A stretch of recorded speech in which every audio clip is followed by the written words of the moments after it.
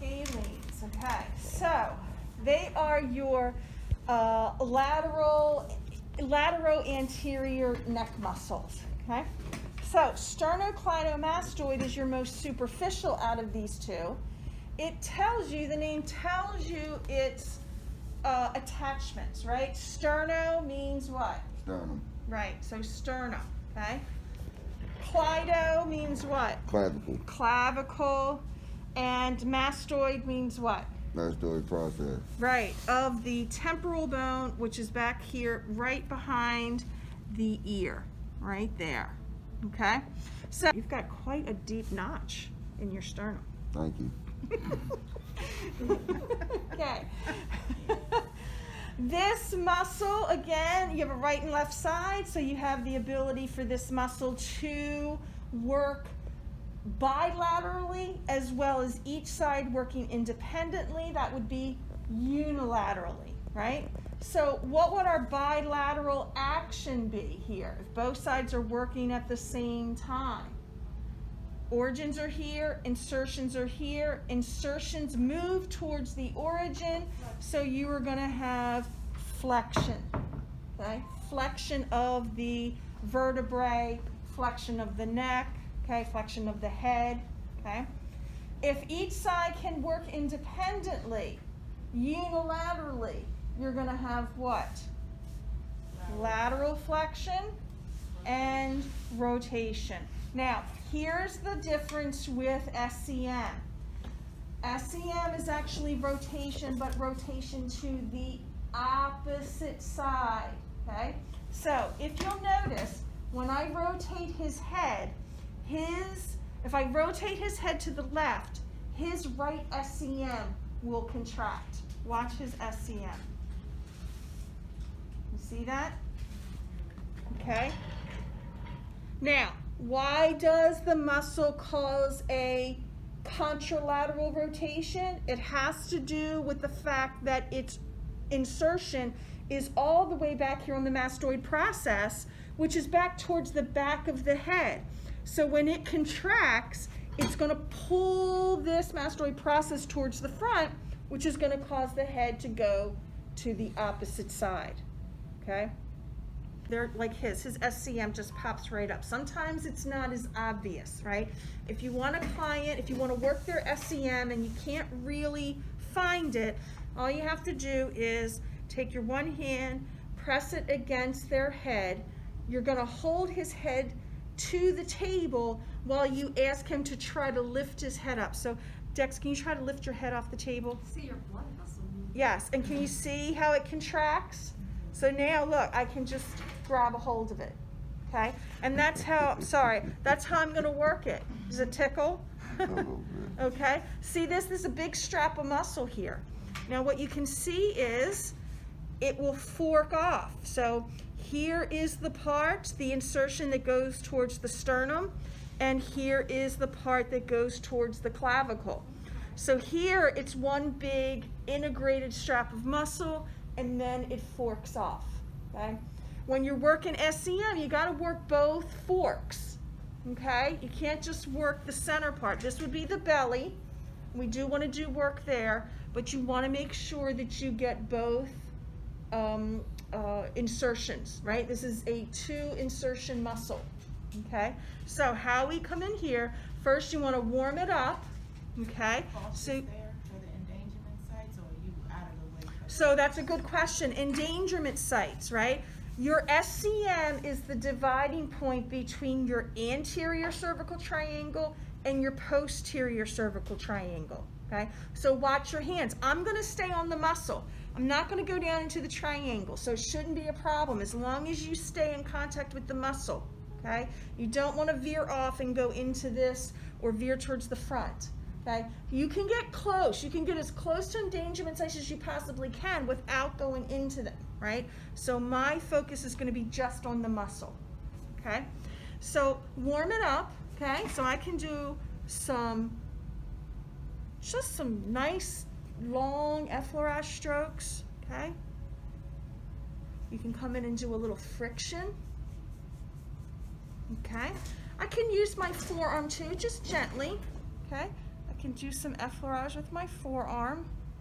Again, starting with the up here at the mastoid process, going down, okay, right up, and look, I'm going to hit, if I use my forearm, I can hit the insertion of the clavicle and the sternum at the same time, okay, and then just sweep off. Remember, these are bony areas, so lighten your pressure as you come in contact to the bony areas. So once you have it nice and warmed up, then you can come in and do some deeper work, okay? So again, if you can't grab a hold of it that just with the client relaxed, then again, try to lift your head dex, okay? Now go ahead, you can relax now. Once you have it in your hand, he doesn't have to hold that contraction. It's gonna be, once you have it in your hand, you can lift it up, okay? Now, so I can come in here and I can do something called stripping, okay? So come into the center belly of the muscle, okay? And then just, you're compressing, don't pinch. You don't want this to pinch him. So don't try to bring your fingers all the way together, right? I'm just lifting up, and then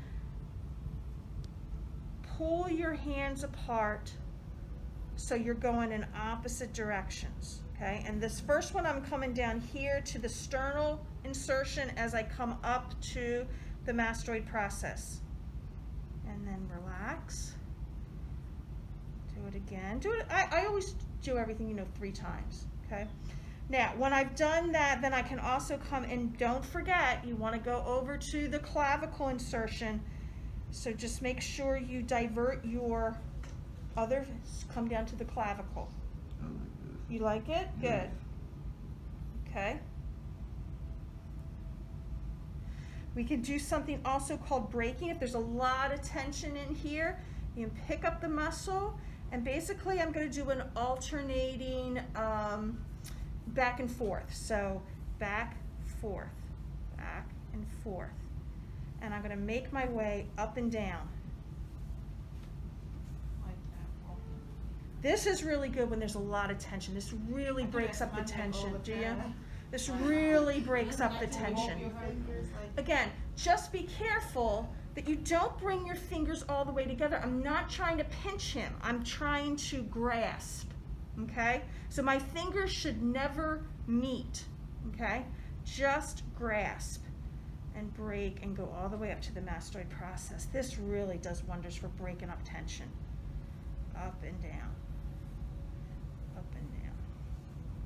And again, down to the sternal, and then coming over and getting the clavicle section, okay? When I do that, I just like to end with a little light, gentle effleurage, because it can feel uncomfortable. It's necessary work, but you know, just come in and give it a little love. Give it a little love, okay? Now I'm gonna show you some stretches for the scalenes, which will also help to stretch SCM as well. Scalenes are deep to SCM. You have 3 scalenes: anterior, middle, posterior, okay? All of the scalenes all start up on the cervical vertebrae, high up on the cervical vertebrae. The scalenes all insert on ribs. One to be superficial to it, okay? But rib 2 is right underneath there. Really feel a nice stretch in your SCM, but in order to get deep enough to stretch scalenes, we have to do something called a pinning move, okay? If you pin at an attachment site, like mostly usually at the insertion, and pin that insertion and then do the stretch, you'll feel a much more pronounced stretch in that muscle, okay? So this is what you do. I'm gonna take my outside hand, and I'm gonna take my fingers, and I'm just gonna go right below the clavicle. Here's his clavicle, so I wanna be like about halfway, like the midline of the clavicle, and right underneath of it, that's going to be his second rib. Sometimes you'll meet the first rib under there as well. That's where scalenes inserts. You're not necessarily going to be able to feel the actual muscle. This is a case where you have to know where it is, okay? So I'm going to press down. I'm going to anchor that insertion, okay? With my other hand, I am going to take his, the back of his head. What I'm going to do is I'm gonna push against his shoulder with the heel of my hand, keeping my pressure on the insertion, and with my left hand, I'm gonna be laterally flexing his head so his chin meets his opposite shoulder, okay? All right. 1, 2, 3. And then hold for a few seconds. Relax. Do it again. How's that feel, Dex? Is it too much or is it okay? No, Too much? no. Okay. Again, and My let's do jaw is on my shoulder. I know. And let's do one more time. So Dex, can you tell us, I'm going to do it without holding your scalenes. I'm just going to stretch your neck. Okay? That should give you a nice stretch through here and maybe here. Does this feel more intense, deeper? Yes. Okay. So this is specifically a scalene stretch. Without pinning that insertion, when you stretch the neck, you're not stretching enough to get scalenes. Okay. And of course, it's also doing a little stretch on SCM as well. Okay. We don't go digging into scalenes a lot because again, your posterior cervical triangle is there. And to get deep enough to really manipulate and pick up scalenes, you'd be digging around the carotid artery, jugular, all that would be there, and it's a little way too advanced. So we do a better stretch, and this really does alleviate a lot of tension in scalenes by doing that stretch. Okay. Questions? Good.